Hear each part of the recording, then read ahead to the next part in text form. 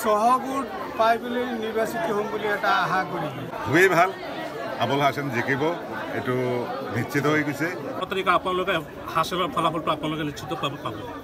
ইয়াত মানে বিপুল বিৰোধ মানে জয় হ'ব বুলি আমি আশা কৰিছোঁ।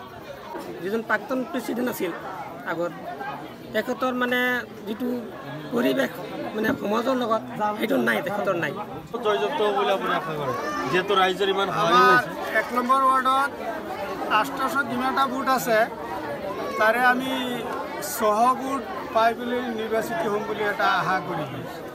কি ক'ব, যিহেতু আপুনি এজন সমাজ সচেতন ব্যক্তি হিচাপে আব্দুল হাছানৰ 1 নং ৱাৰ্ডৰ প্ৰাৰ্থী নিৰ্বাচনী সভাত অংশগ্ৰহণ কৰিছে, আমি বিৰাট উৎফুল্লিত হৈছোঁ। ইয়াত মানুহৰ সমাগম চাই আমি ভাবিছোঁ যে আব্দুল হাছানে 1 নম্বৰ ৱাৰ্ডৰ পৰা প্ৰায় 200 বুথ লিড লৈ পাছ কৰাৰ এটা অনুমান দেখা গৈছে। মানুহৰ সমাগমৰ ওপৰত ভিত্তি কৰি এই মতে কথাটো কৈছোঁ। অৱশ্যে খুবেই ভাল, আবুল হাছেন জিকিব, এইটো নিশ্চিত হৈ গৈছে, নিশ্চয় জিকিব।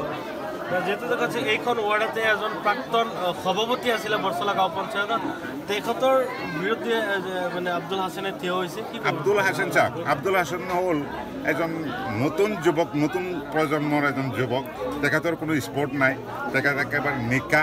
সেই হিচাপে মানুহৰ মুখত যেনেকৈ শুনিছোঁ যে আব্দুল হাছেন এনেকুৱা এজন ল'ৰা, যে এনেকুৱা নিকা ল'ৰা বা এনেকুৱা কেৰেক্টাৰ ফালে বহুত ভাল। সেইটো হিচাপত ৰাইজে ভাবিছে যে তেওঁ যদি প্ৰতিনিধি বনাব পাৰে, নিশ্চয় তেওঁ ৰাইজৰ কাম কৰিব বুলি এটা আশা।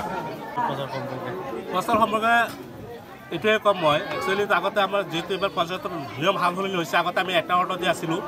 একচুৱেলি মই আমন্ত্ৰিত অতিথি ধৰিব লাগিব, তথাপিও মোক যিহেতু মাতিছে মই আহিছোঁ। এতিয়া যেনেকুৱা পাইছোঁ আব্দুল হাছেন মানে বিপুল ভোটত মানে জয়যুক্ত হ'ব। আৰু আপোনালোকৰ পৰিৱেশটো চাইছে, ইতিমধ্যে বহুত মানে আপোনাৰ ক'বলৈ গ'লে বহুত ৰাইজে সঁহাৰি মানে আগবঢ়াইছে, যেনেকুৱা দেখা গৈছে। এতিয়া যিহেতু আমাৰ 7 তাৰিখে আপোনালোকে 7 তাৰিখে নহয়, যিহেতু 7 তাৰিখে ভোটদান হ'ব, 12 তাৰিখে আপোনালোকে হাছানৰ ফলাফলটো আপোনালোকে নিশ্চিত পাব। আমি আশা কৰিছোঁ ভাল ফলাফল কৰি। আমি 1 নম্বৰ ৱাৰ্ডৰ সচেতন ৰাইজ, এজন সাধাৰণ ভোটাৰ, সেইমতে মানে কাপ প্লেটৰ ছবি যিটো প্ৰতীক চিহ্ন, ইয়াত মানে বিপুল বিৰোধ মানে জয় হ'ব বুলি আমি আশা কৰিছোঁ। যিহেতু দেখা গৈছে এইখন ৱাৰ্ডতে এজন প্ৰাক্তন সভাপতি আছে, সেই সভাপতিও মানে প্ৰতিদ্বন্দ্বিতা কৰিছে। সেই সভাপতিক এৰি আপোনালোকে নতুন এজন ব্যক্তিক কিয় নিৰ্বাচিত কৰিছে? এইটো আমি নিৰ্বাচিত কৰিছোঁ যে আব্দুল হাছেন যে ল'ৰাটো, তেখেত মানে এজন উপযুক্ত ল'ৰা। আৰু যিজন প্ৰাক্তন প্ৰেচিডেণ্ট আছিল আগত, তেখেতৰ মানে যিটো পৰিৱেশ মানে সমাজৰ লগত সেইটো নাই, তেখেতৰ নাই। সেইটো কাৰণে আমি সেইটো তেখেতক এৰি পেলাই আমি ইয়াত আহিছোঁ। জয়যুক্ত হ'ব বুলি আশা কৰিছোঁ। আমি ধৰক 450 মান ভোটত মানে আমি পাছ কৰিম বুলি। আপনারা ক্ষমা দৃষ্টিতে দেখবেন, আর আশা করি আমরা আপনারা ভালো কাম করবাম। আর ভালো কামের ফলে আগন্ত 5 বছরও যাতে আপনারা এই ব্যক্তিরে আপনারা নির্বাচিত করবেন।